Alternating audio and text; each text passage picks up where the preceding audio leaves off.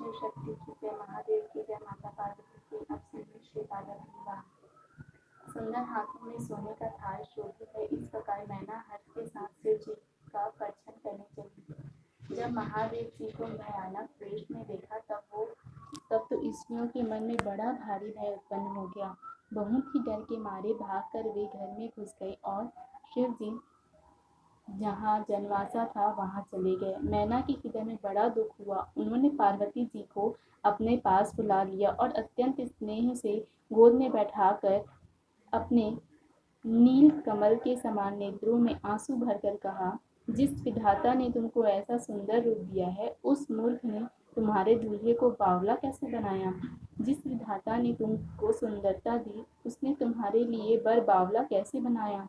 जो फल कल्प वृक्ष में लगना चाहिए, वह जबरदस्ती बबूल में लग रहा है। मैं तुम्हें लेकर पहाड़ से गिर पड़ूंगी, आग में जल जाऊंगी या समुद्र में कूद पड़ूंगी, चाहे घर उजड़ जाए और संसार भर में अपकीर्ति फैल जाए, पर जीते जी मैं इस बावले वर से तुम्हारा विवाह ना करूंगी। हिमाचल की स्त्री मैना को दुखी देखकर सारी स्त्रियां व्याकुल हो गई। मैना अपनी कन्या के स्नेह को याद करके विलाप करती, रोती और कहती थी, मैंने नारद का क्या बिगाड़ा था, जिन्होंने मेरा बसता हुआ घर उजाड़ दिया और जिन्होंने पार्वती को ऐसा उपदेश दिया कि जिससे उसने बावले वर के लिए तप किया।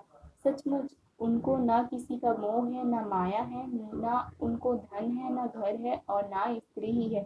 वे सबसे उदासीन हैं, इसी से वे दूसरों का घर उजाड़ने वाले हैं। उन्हें ना किसी की लाज है, ना डर है। भला बांझ स्त्री प्रसव की पीड़ा को क्या जाने? माता को विकल देखकर पार्वती जी विवेक युक्त कोमल वाणी बोली, हे माता, जो विधाता रच देते हैं वह टलता नहीं है। ऐसा विचार कर तुम सोच मत करो। जो मेरे भाग्य में बावला ही पति लिखा है, तो किसी को क्यों दोष लगाया जाए? हे माता, क्या विधाता के अंक तुमसे मिट सकते हैं? वृथा कलंक का टीका मत लो। हे माता, कलंक मत लो, रोना छोड़ो। यह अवसर विषाद करने का नहीं है। मेरे भाग्य में जो दुख लिखा है, जो दुख सुख लिखा है, उसे मैं जहाँ चाहूंगी वहीं पाऊंगी।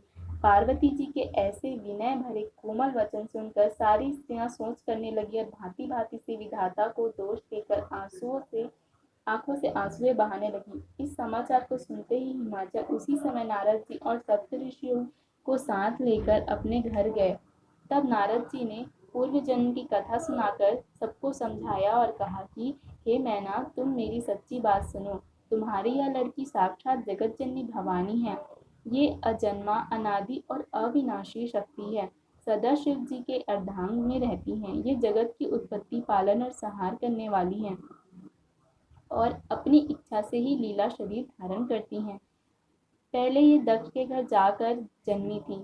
तब इनका नाम सती था। बहुत सुंदर शरीर पाया था। वहां भी सती शंकर जी से ही ब्याही गई थी। यह कथा सारे जगत में प्रसिद्ध है। एक बार इन्होंने शिव जी के साथ आते हुए रघुकुल रूपी कमल की सूर्य श्री रामचंद्र जी को देखा। तब इन्हें मोह हो गया और इन्होंने शिव जी का कहना ना मानकर ब्रह्मवश सीता जी का वेश धारण कर लिया। सती जी ने सीता का वेश धारण किया। उसी अपराध के कारण शंकर जी ने उनको त्याग दिया। फिर शिव जी के वियोग में ये अपने पिता के यज्ञ में जाकर वहीं योगाग्नि में भस्म हो गई। अब इन्होंने तुम्हारे घर जन्म लेकर अपने पति के लिए कठिन तप किया है। ऐसा जानकर संदेह छोड़ दो। पार्वती जी तो सदा ही शिव जी की प्रिया है। तब नारद के वचन सुनकर सबका विषाद मिट गया और क्षण भर में यह समाचार सारे नगर में घर घर फैल गया। तब मैना और हिमावन आनंद में मग्न हो गए और उन्होंने बार बार पार्वती के चरणों की वंदना की। स्त्री पुरुष, बालक, युवा और वृद्ध, नगर के सभी लोग बहुत प्रसन्न हुए। नगर में मंगल गीत गाए जाने लगे और सब ने भांति भांति के सुवर्ण के कलश सजाए। पाक शास्त्र में जैसी रीति उसके अनुसार अनेक भांति की ज्योनार रसोई बनाई गई। जिस घर में स्वयं माता भवानी रहती हो, वहाँ की ज्योनार का सामग्री कैसे वर्णन किया जा सकता है। हिमाचल ने आदर पूर्वक सब बारातियों को, विष्णु, ब्रह्मा और सब जाति के देवताओं को बुलवाया। भोजन की बहुत सी पतंगे बैठी चतुर रसोइयां परोसने लगे। स्त्रियों की मंडलियां देवताओं को भोजन करते जानकर कोमल वाणी में गालियां देने लगी।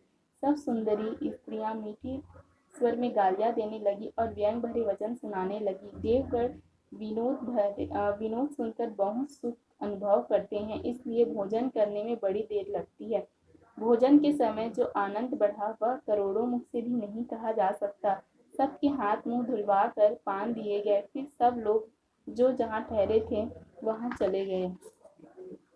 फिर मुनियों ने लौटकर हिमावन को लग्न सुनाए और विवाह का समय देखकर देवताओं को बुला भेजा।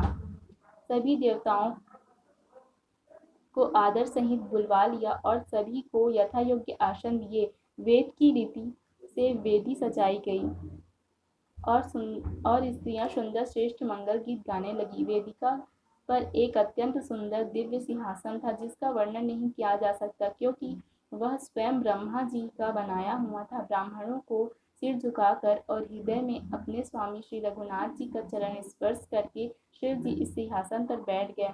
फिर मुनीश्वरों ने पार्वती जी को बुलाया।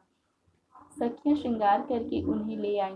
पार्वती जी के रूप को देखते ही सब देवता मोहित हो गए। संसार में ऐसा कवि कौन है जो उस सुंदरता का वर्णन कर सके। पार्वती जी को जगदम्बा और शिव जी की पत्नी समझकर देवताओं ने मन ही मन प्रणाम किया। भवानी जी सुंदरता की सीमा है, करोड़ों मुखों से भी उनकी शोभा नहीं कही जा सकती। जगत जननी पार्वती जी की महान शोभा का वर्णन करोड़ों मुखों से भी करते नहीं बनता। वे शेष जी और सरस्वती जी तक उसे कहते हुए सकुचा जाती हैं, तब मंद बुद्धि तुलसी किस गिनती में है। सुंदरता और शोभा की खान माता भवानी मंडप के बीच में जहाँ शिव जी थे वहां गई। वे संकोच के मारे पति के चरण कमलों को देख नहीं सकती, परंतु उनका मन रूपी भौरा तो वहीं था। मुनियों की आज्ञा से शिव जी और पार्वती जी ने गणेश जी का पूजन किया। मन में देवताओं को अनादि समझकर कोई इस बात को सुनकर शंका न करे। वेदों में विवाह की जैसी रीति कही गई है, महामुनियों ने वह सभी रीति करवाई। पर्वतराज हिमाचल ने हाथ में कुश लेकर तथा कन्या का हाथ पकड़कर उन्हें भवानी माता जानकर शिव जी को समर्पण किया।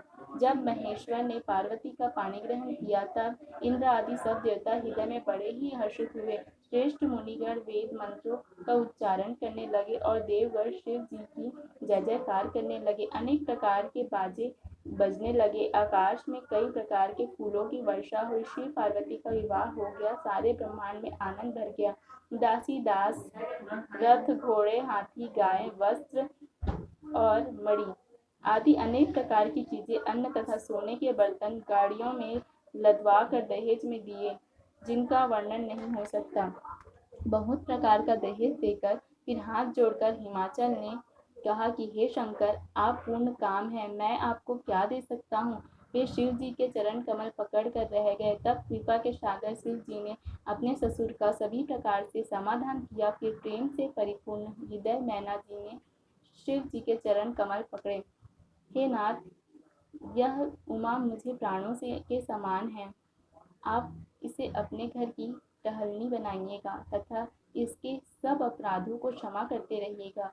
अब प्रसन्न होकर मुझे यही वर दीजिए। शिव जी ने बहुत तरह से अपनी सास को समझाया, तब वे शिव जी के चरणों में सिर झुकाकर घर गई।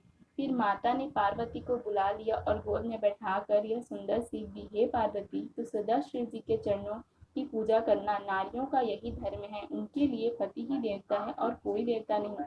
इस प्रकार की बातें कहते कहते उनकी आंखों में आंसू भर आए और उन्होंने कन्या को छाती से चिपका लिया। विधाता ने जगत में स्त्री जाति को क्यों पैदा किया? पराधीन को सपने में भी सुख नहीं मिलता।